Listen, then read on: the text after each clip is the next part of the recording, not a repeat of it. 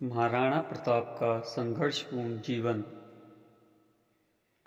अकबर लगभग पूरे मेवाड़ पर अपना आधिपत्य जमा चुका था और राणा प्रताप के पास बहुत बड़ी चुनौती थी। पर राणा प्रताप ने इस चुनौतीपूर्ण कार्य को भी बड़ी ही सरलता के साथ पूरा करते गए। एक एक करके महाराणा प्रताप ने अपनी मातृभूमि को मुगलों के चंगुल से स्वतंत्र कराते गए। जब ये बात अकबर को पता लगी तो उसे जरा भी आश्चर्य नहीं, क्योंकि हल्दी घाटी के इस विशाल युद्ध में जिस तरह से प्रताप और उनके वीरों ने अपना शौर्य दिखाया था, उससे तो ये स्पष्ट ही था कि मेवाड़ में मुगल सेना ज़्यादा दिन तक टिक नहीं सकती है। अतः मेवाड़ को जीतने के स्थान में अकबर ने सदा राणा को पकड़ने के लिए दबदबा बनाए रखा। राणा के बहादुर साथी और भील सदा ही उनकी रक्षा अपने प्राणों पर खेल कर करते रहे। उन दिनों आगरे के किले में 9 रोज का मेला लगा करता था।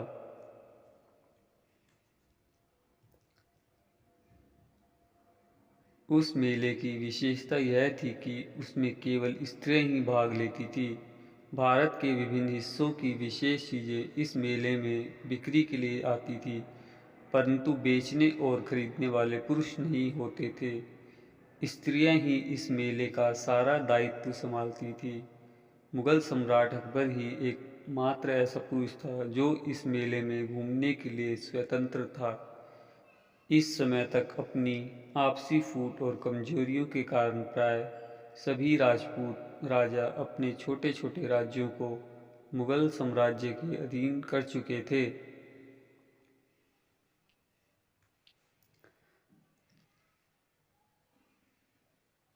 और अकबर के प्रति दासता के भाव में उनमें हीनता उत्पन्न कर दी थी।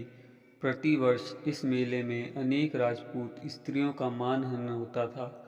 राजपूतों में अनेक बार इस मेले को लेकर चर्चा हो चुकी थी, परंतु वे इस मेले को लेकर खुलकर आलोचनाएं नहीं कर पाते थे। इसे बंद कराने की इच्छा हर राजपूत को थी, पर इसे बोलने का साहस कोई नहीं जुटा पाता था।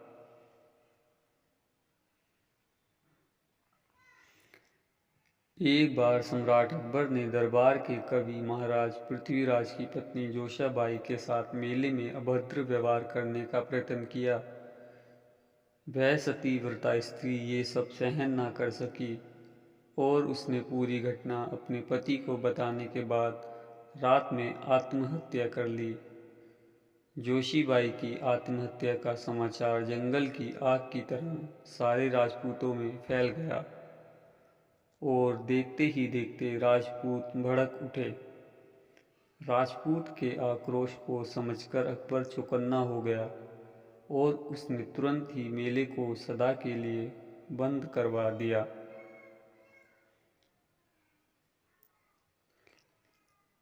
मेले के बंद होने से राजपूतों ने राहत की सांस ली, परंतु सम्राट अकबर की कूटनीति राजपूतों की शक्ति से राजपूतों को तबाह करने और मुगल साम्राज्य की नींव को मजबूत करने की योजना को वो पूरी तरह से समझ चुके थे। उनमें से अनेक ऐसे थे जो मेवाड़ के श्री महाराणा प्रताप के विरुद्ध हल्दी घाटी का युद्ध लड़ चुके थे।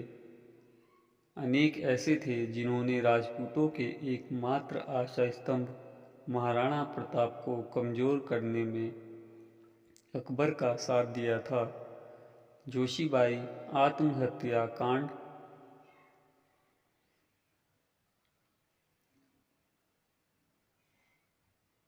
ने ऐसे राजाओं की आत्मा को झकझोर दिया था और वे अपने आप को अकबर का सहयोग देने और महाराणा प्रताप को हानि पहुंचाने के लिए दोषी मानने लगे थे। उधर महाराणा प्रताप हल्दी घाटी की युद्ध में अकबर की नींद उड़ा देने के बाद बिठूर के जंगलों में जा छिपे थे। उनके परिवार को उनके पास सुरक्षित बुला लिया गया था। उनकी स्थिति बहुत ही दयनीय हो गई थी। जंगलों में मुगल सैनिकों से बचते बचाते वे अनेक प्रकार का कष्ट झेल रहे थे।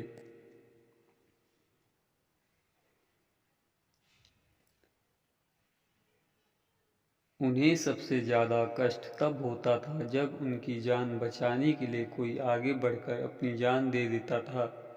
हल्दी घाटी की युद्ध के बाद अकबर की नींद उड़ गई थी। उसे डर था कि समस्त राजपूताने के राजपूत के दिल में कहीं राणा प्रताप के लिए प्यार और इज्जत न पैदा हो जाए।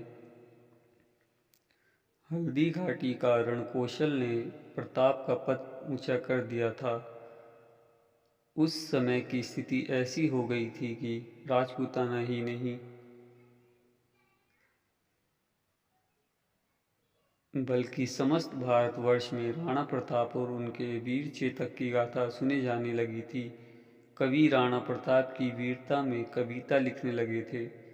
स्त्रियां राणा प्रताप की वीरता और शौर्य के गीत गाने लगी थी।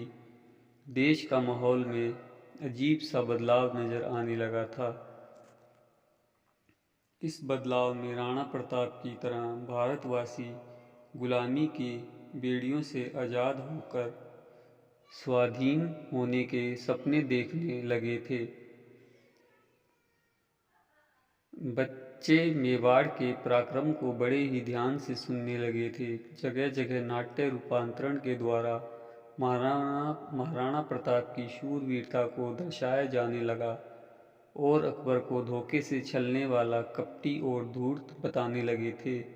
असह्य और साधनहीन महाराणा अपनी तथा अपने परिवार की प्रतिष्ठा बचाने के लिए भीलों की मेहरबानी पर दिन काट रहा था और अकबर उसे जिंदा या मुर्दा पकड़ने के लिए भीलों की टोली को जंगल जंगल भेज रहा था।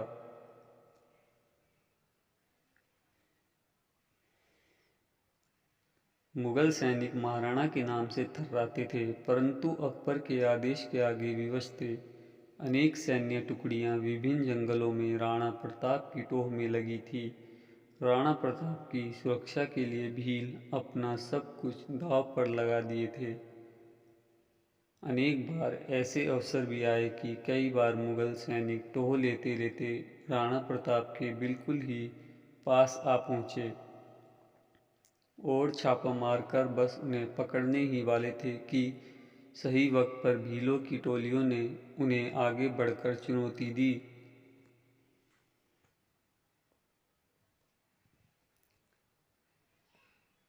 मुगल सैनिक के साथ मुठभेड़ में अनेक भीलों ने अपनी जानें गंवा दी और राणा प्रताप को अपने छिपने के स्थान से भाग जाने का अवसर प्रदान किया।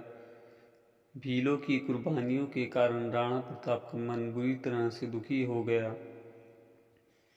ऊपर से उनकी पत्नी तथा बच्चों के शरीर भूख का ताप सहते सहते सूख कर हड्डियों का ढांचा मात्र रह गए थे।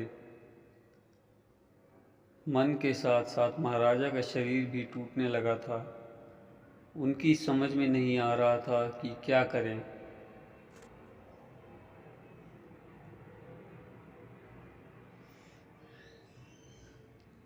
जंगलों में छिप कर रहने से उनकी बाहरी दुनिया से संपर्क बिल्कुल ही टूट गया था।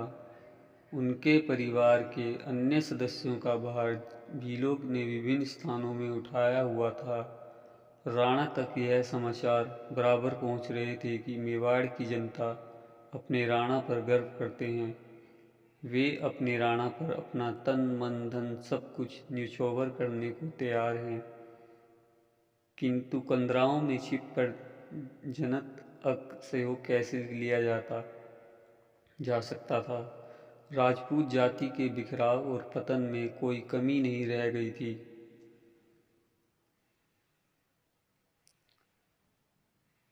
स्वयं महाराणा प्रताप के भाई और भतीजे विरोधी खेमे में चले गए थे। अनेक राजपूत अकबर की अधीनता को स्वीकार कर चुके थे। इन्हीं राजाओं की शक्ति के कारण अकबर ने राणा को चारों ओर से घेर रखा था। कई राजपूत राजाओं ने मेवाड़ के कई हिस्सों में अपना अधिकार जमा लिया था। लगभग पूरा मेवाड़ फिर से अकबर के अधीन हो चुका था। ऐसे में राणा प्रताप के सब्र का बांध टूट गया। महाराणा की पत्नी ने किस तरह घास पात एकत्रित की उनसे कुछ रोटियां बनाई और कई दिनों से भूखे दोनों बच्चों के सामने रख दी। इतने में जंगल से एक बिलाव आया और बच्चों के आगे से रोटियां उठा के ले गया। अब किसी भी तरह से रोटियां नहीं बनाई जा सकती थी और बच्चे भूख से बिलख रहे थे। बच्चों को रोता देख पत्नी भी दुखी हो गई।